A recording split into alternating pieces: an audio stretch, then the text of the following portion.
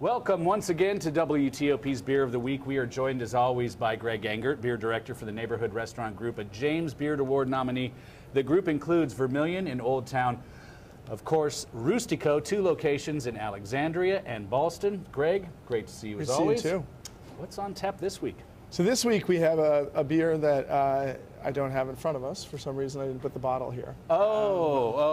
Mike, Senior News Director Mike McMurdy is here. Thank you. That is a Boy, first. you might have a future on Price is Right. That's why you're here. Okay.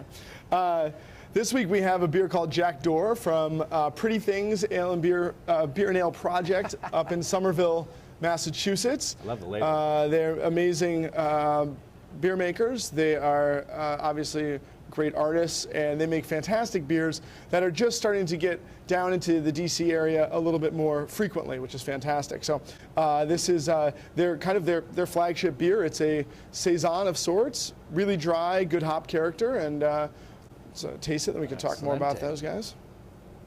Ooh, it's inviting.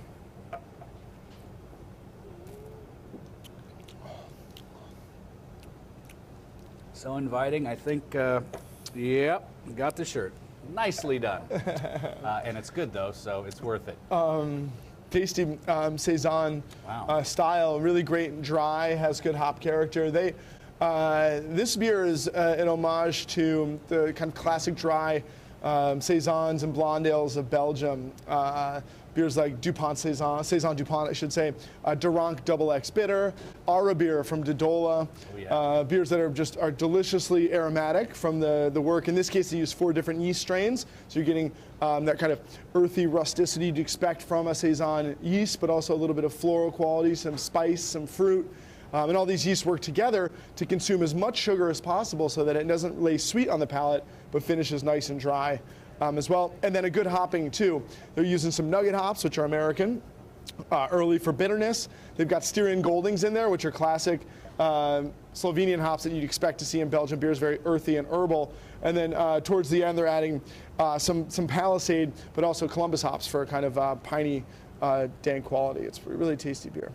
And how long has this brewery been around? They've been around for a number of years now. It's not, but only getting down here recently. And they're an interesting brewery too, because they call themselves tenant brewers, and that's what they are.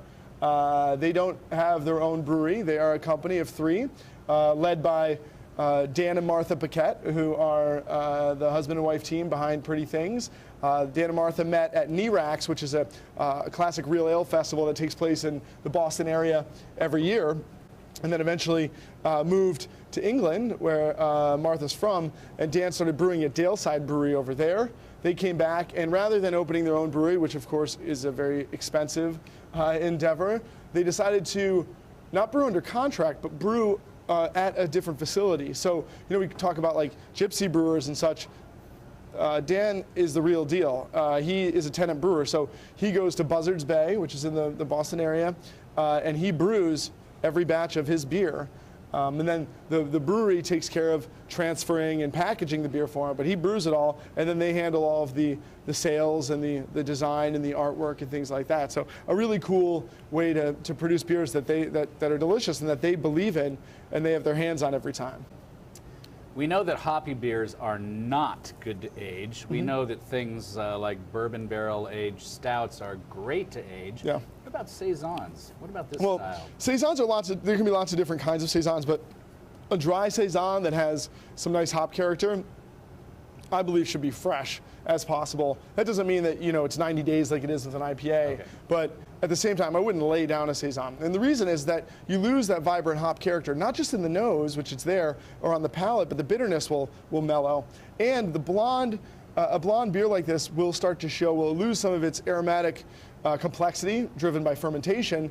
It'll subside over time, but then slight notes of oxidation will come in, and it'll start to get like toffee-ish and sweet, and then eventually get kind of cardboard and weathered and newspapery. So Saisons are something that should be as fresh as possible. That said, drink a lot of Saison from overseas, and because of the way that they bottle condition their beers, CO2 keeps oxygen out, and they have a longer shelf life than you might expect. What would you pair it with?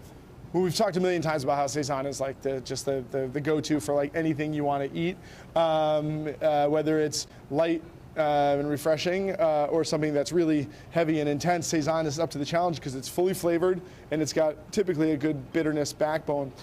This beer makes me think of like just a great like bar beer, lunchtime beer in some ways. 6.5% alcohol, so maybe a little strong, but it's got all the flavor for, I can see doing this with just like a Cobb salad or like a Caesar salad with some grilled shrimp on it. You could do it with like a turkey club, playing the bitterness playing nice against that bacon, tacos. Actually, Saisons are really delicious with guacamole. You kind of dig into that really nicely. So I think it can do all that and more. So next time you come back to work from lunch and you smell like a Saison, you just say, Greg said it was a great lunchtime beer, yeah. and I had a turkey club. What could I say? That's right. I had a turkey club. Greg, thank you as always. Thank you. Everyone, always, please do drink responsibly and be sure to bring your thirst next time for another Beer of the Week.